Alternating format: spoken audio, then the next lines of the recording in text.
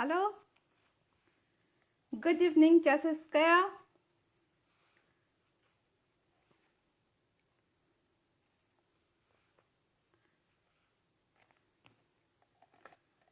One second, sorry.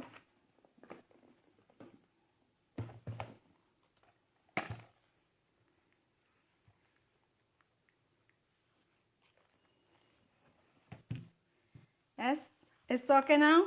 Very good evening, Jessica. All the poets and poetess all over, very warm welcome to all to this little program. I am Bijaylaxmi Rath from Bhubaneswar, Odisha, India. Welcome you all. And much regards to the founder, Alan, and all the admin team to giving me such a honor and privilege. I am here to represent a lecture, The Eminence of Poetry in Literature. Again, all of you, warm welcome to all of you, and my regards to my sir, my Guruji, Srivadatta Sausar of Eternal Flame founder, and with my Elizabeth ma'am, much love, and everyone, a warm welcome. Let us start our program on the literary session hour. So today my topic I'm going through is eminence of poetry in literature. So what to talk about poetry, where to start from, where to end. There is no starting point, there is no end point in discussing poetry. But as much as I can, I will go through. Thank you, Sarla ma'am, Sai Prakash sir, Alan, Elizabeth. Good evening to all. Hearty welcome to be here with me.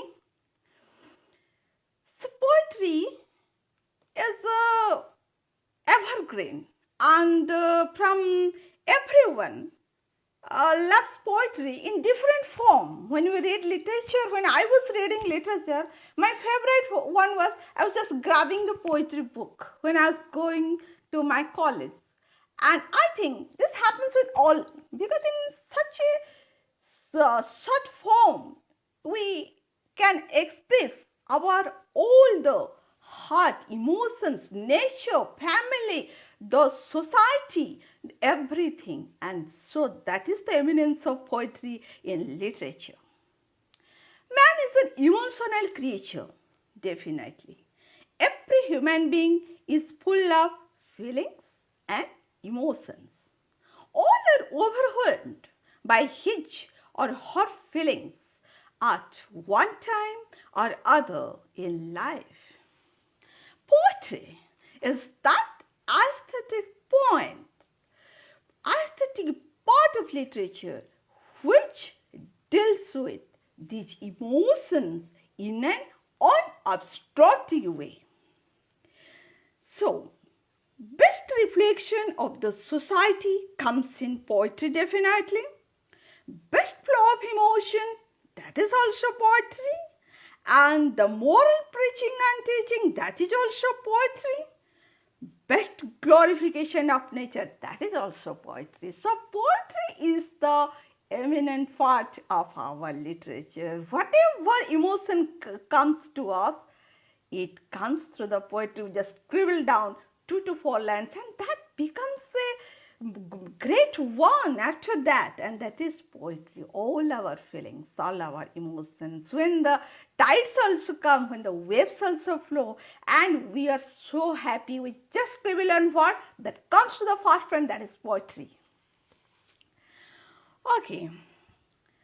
Human beings feel absolutely enraptured and transported to an entirely different world by poetry. We enter to a different world, to the cloud 9, only by poetry. In this emotional state, their faculties of perception and imagination are deepened and intensified. But this habit and this quality of imaginative experience of poetry is inherent in man. So some man inherited it. It is in the blood. It is a cosmic blessing. No, everyone can't be a poet. A man can be a PhD holder. A lady can be a PhD holder. More than one PhD holder, doctorate holder, but he or she is not guaranteed to be a poet. But if mere student who does not have passed the 10th or not has completed his graduation, he or she can write like anything. And we are also in every group we are coming across so young chaps and they are writing so beautifully.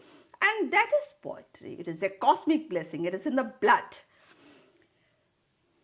But this habit and this quality of imaginative experience of poetry is inherent in man.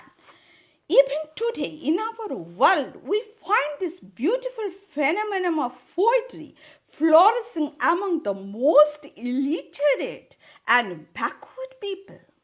The rustics among those uncivilized tribes which are still in an aboriginal state. So they compose exquisite songs full of pure beauty. They have got an intense connection of nature and they are very clear in heart. Though they are rustic, they are not educated enough, but they represent their feelings, their emotions, the world so naturally, so beautifully. These are the songs of their heart, songs of nature. So, they may be devoid of external ornamentation, but their claim to poetry no one can deny. To quote Wordsworth, poetry is the breath and finer spirit of all knowledge. This is the voice of our eminent poet, William Wordsworth, who is adored the ages and to the ages to come. This is one in all art form. This line I just, it is very close to my heart. That it is, the poetry is the one in all art form. Everything is congregated, is amalgamated in poetry. This is the eminence of poetry. It is the expression of invisible by the visible. If we look to the literature of any country, we feel as if the greatest works of intuitive art furnished in the darkest ages. The example is obviously Vedas. Good evening, Lakshmikant Das. Very good evening. Vedas, the most ancient and the greatest form of the poetry, were revealed or were brought into existence in the prehistoric times. Our Vedas, the most ancient. And like this, lot of poetry are all prehistoric creations. Similar in the case with certain other scriptures in verse. Poetry was a favorite pastime in those good old unscientific times. And out of these rude practices of the uncivilized man were born certain immortal pieces of literature. They were uncivilized, they were not so much developed as we are today, but they have created immortal pieces of literature. Thank you, Puspamati ma'am. Thank you for watching. In Anglo-Saxon period, battles, they are round, they are shouts, all were in poetic form. In Anglo-Saxon period, when they shout, they are also writing in poetry. They run, they fight, everything come in poetic form. So, in primitive age, their life and purpose all were well depicted in poetic form. Poetry then was the expression and possession of every man. The lofty strain of the soldier singer, her natural high seriousness, sternness, and melancholy, which were all in poetic form and were created by general men, not so good poets. Their everybody accents and expressions all were in poetic form. Saxon poetry were full of crude emotional stimuli. Poetry at that time also by the people and for the people. Though they were not so much advanced in technology, they were not so much advanced in learning, but they had created immortal pieces of poetry. So at that time also, poetry had its own eminence in the literature. And now we will come to start from Chaucerian age. Chaucer. The period of Chaucer was the transition period of Old English and New English. As we know, as he is called the father of English literature, because it is the transition period and he has created the new form of literature. Okay, so the period of Chaucer was the transition period of Old English and New English. He commenced the modern period of English literature.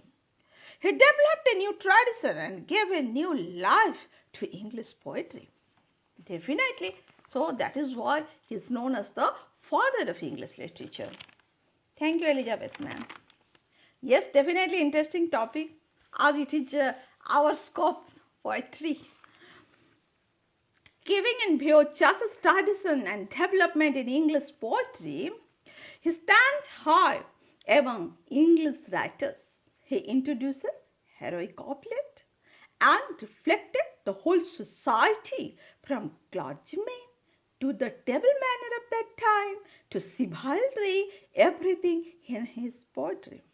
His travelers gave us a beautiful picture of the pilgrims, the migration, how they travel, how they face the problem, everything with in his travelogue he has presented the whole society in his time also. So and poetry was that time also the most eminent medium to express the world all around. Every era is the poetry that flourishes as the eminent part of literature. Then we come the Elizabethan age. The Elizabethan age was an age of dreams and adventures and unbounded enthusiasm.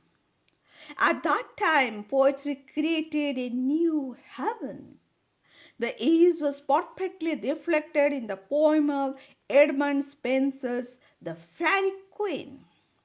Having endless series of pictorial stanzas with an optional allegorical significance. C.S. Lewis has well put it, interlocked stories of chivalrous adventure in a world of marvelous. Heroic poetry, we may conclude, was the most comprehensive, the most serious, and the most valuable expressions of your Elizabethan mind.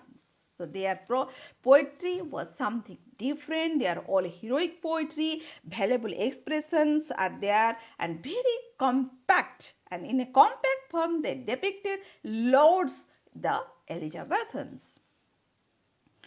And it worked out most fully the relationship between classical antiquity and modern life, and its doing so made the arrival of learning practical and functional. Like poetry at that time satisfied the Englishmen of the 16th century as it reconciled imagination and conscience. It served immediate moral and social ends. Pastoral poetry included idea of contentment, of order, of acquiescence of the good life.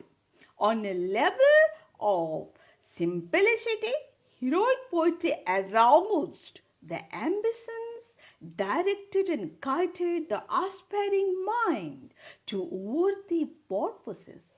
This was the eminence of poetry at Elizabethan period. Thank you, Sarla ma'am. Thank you. Thank you, Pushpamati ma'am. And Mukhtar Ahmed sir, thank you very much. Alan, thank you, Alan, sir. So, this is the end of Elizabethan, but we will not go further without a poem of Shakespeare. And that is very close to my heart, how he has depicted all the world in a stage. And definitely I will go through it with everyone. Let us remember the eminent personalities in this session. All the world's stage and all the men and women merely players. They have their edges and their entrances, and one man in his time plays many parts. His acts being 7 ages at first the infant, mewing and poking in the nurse's arms, then the winning schoolboy with his satchel and shining morning face, creeping like snail, unwilling to school. And then the lover, sighing like furnace with a woeful ballad, made to his mistress' eyebrow, then a soldier full of strange woes and bearded like the pad, jealous in honor, sudden and quick in quarrel, seeking the bubble reputation even in the cannon's mouth, and then the justice and fair round belly with good capelline, with eyes severe and beard of formal cut, full of wise sauce and modern instances, and so he plays his part. The sixth age sips into the lean and slippered pantaloon.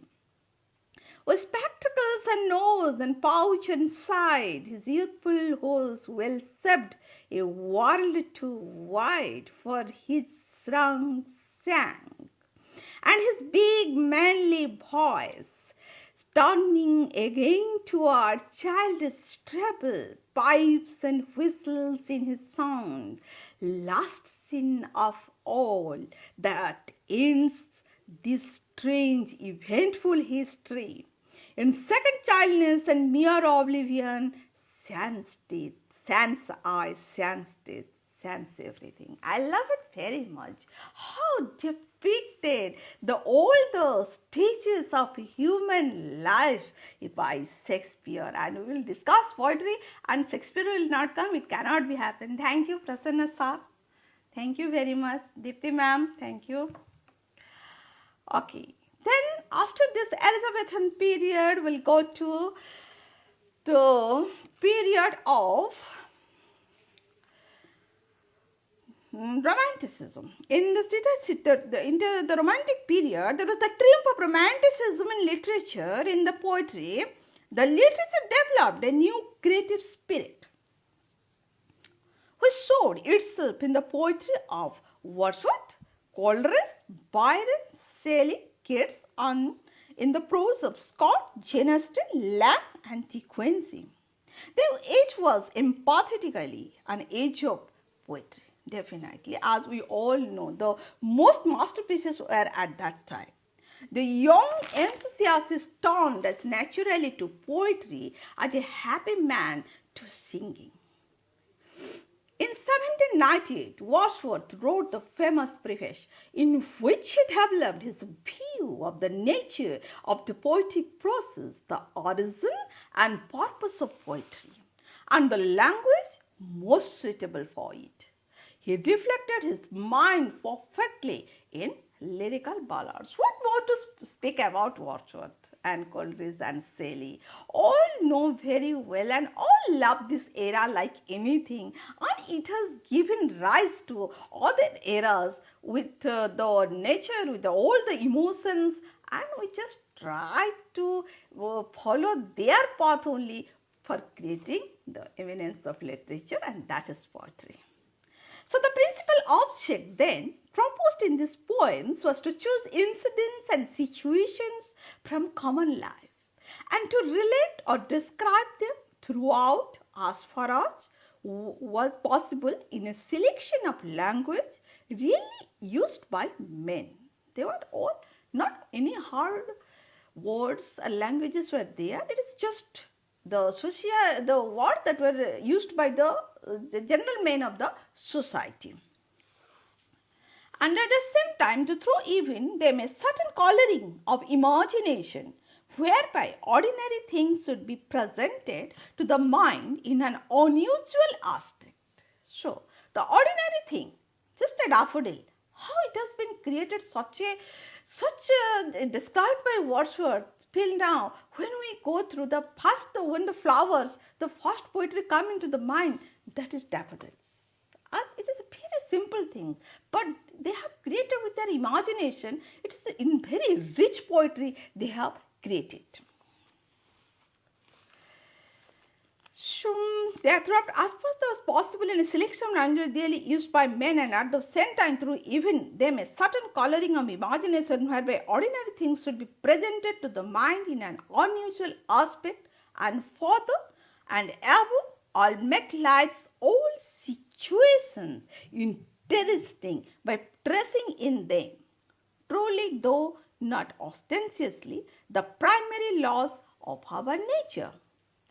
Chiefly as far as regards the manner in which we associate ideas in a state of excitement, life turned a reflection of poetry, and poetry turned a reflection of life. At that time, poetry turned poetry reflected the life, the socio-economical culture, the nature, everything. In every era, not only in that period, it was differently presented by different poets according to their perspective, but every era is reflected perfectly in the poetry.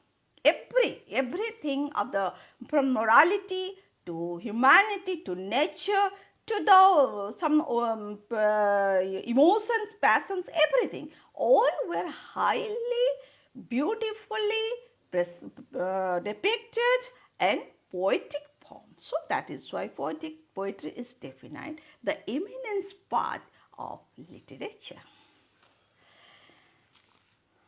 Chiefly as far as regards the manner in which we associate ideas in a state of excitement, life turned a reflection of poetry, and poetry turned a reflection of life. This is obviously the eminence of poetry. Poetry at that time was full of sensibility. Sense and sensibility was the main theme of Romantic era. More enthusiasm and tenderness that has a greater knowledge of human nature. Poetry's joy is a center principle of universe, and the recognition of the correspondences between the mind of man and external nature. Everything. Thank you, Gurjit ma'am. Thank you, Akram ma'am. Mildred ma'am, thank you very much. And so, before switching from Romantic era, the poem I love very much, we should go through, we should remember Shelley. Ode to the West Wind. It is very favorite, it is very close to my heart. O wild west wind, thou breath of autumn spring, thou from whose unseen presence the leaves stir, are driven like ghosts from an enchanted fling, yellow and black and pale and hectic-grayed, pestilence-stricken multitudes, O thou who chariots to their dark wintry bed, the winged seeds. What the things they have written. The winged seeds where they lie cold and low, each like a corpse within its grave.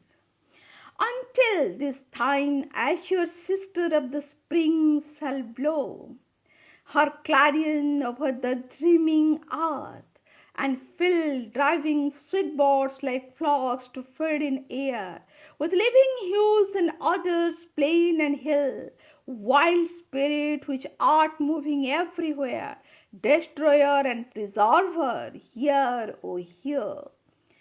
Thou and whose stream, mid the steep skies commotion, loose clouds like arch decaying leaves are said, shook From the tangled boughs of heaven and ocean, angels of rain and lightning, there spread on the blue surface of thine airy surge, like the bright hair unlifted from the head of some fierce maynard, even from the dim verge of the horizon to the zenith's height, the locks of the approaching storm.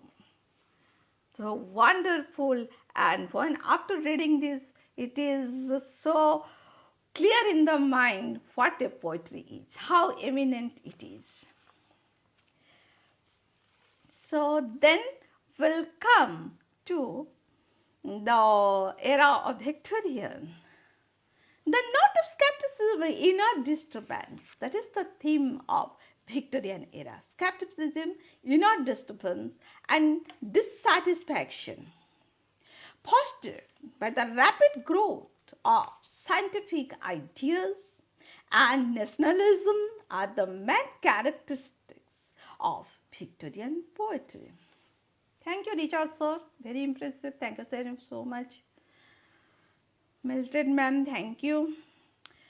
So, and these aspects are fostered by the rapid growth of scientific ideas and nationalism are the main characteristics of Victorian poetry. Tennyson's poetry reflects the tediousness, the aspirations, the problems of the agitated mind of Victorian era. The Tennyson, so also, and from that era started the one new branch most vigorously, that is, and the pioneer was Matthew Arnold, the criticism of poetry. And that time the poetry became critically analyzed from Victorian age. It just spread like anything, and the main poet of that time was Matthew Arnold, who was also my very favorite poem, and Dogo Beach I love to share with you all.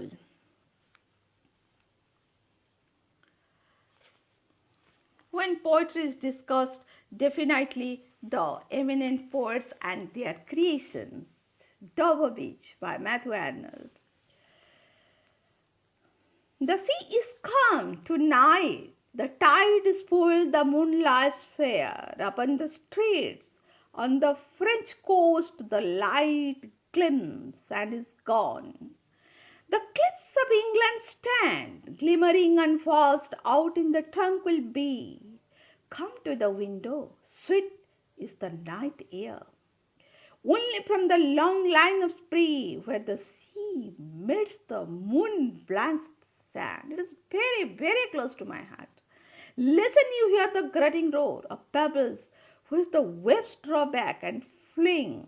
At their return of the high strand, begin and cease and then again begin.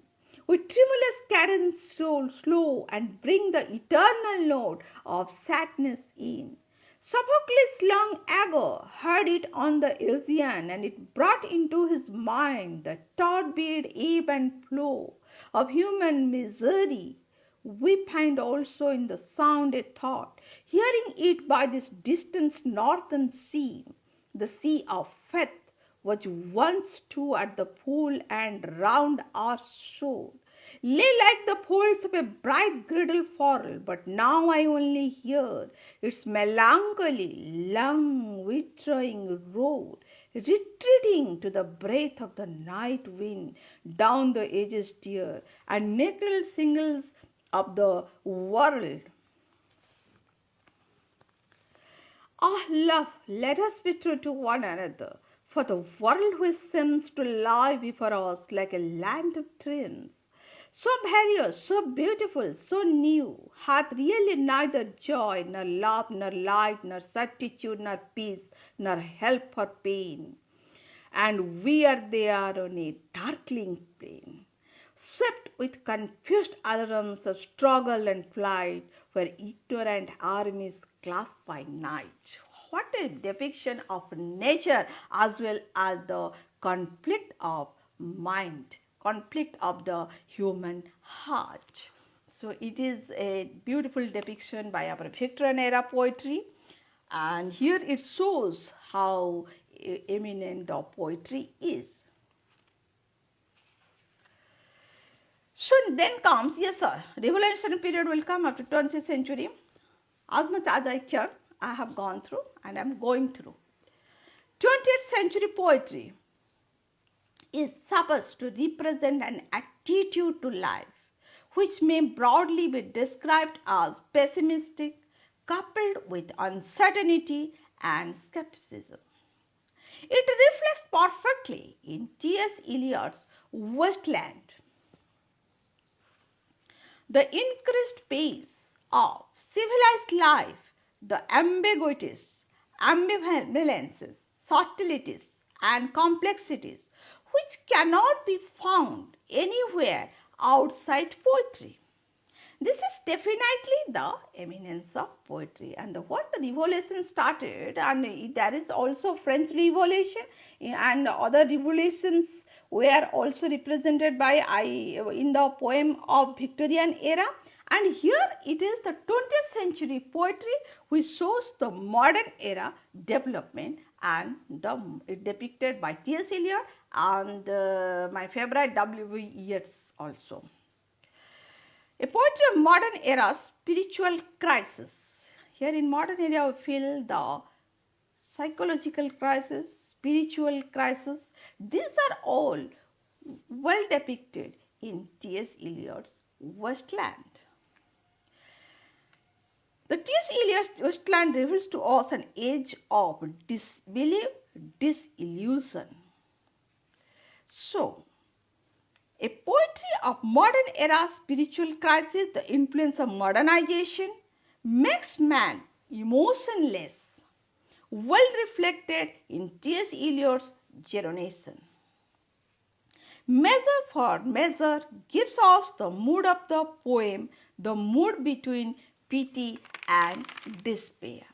And the W.B. Yeats' Second Coming, it shows how today also, at that time, he has depicted the real picture of today's world, that is anarchy. How we have to fight against the anarchy in the world that is setting on due to the revolution, the increase in technology, and it is a deviation of the lifestyle, and the nature is going to the back seat, and for that the world has turned totally different from the past eras, and that I think perfectly depicted by W.B. Yeats' Second Coming.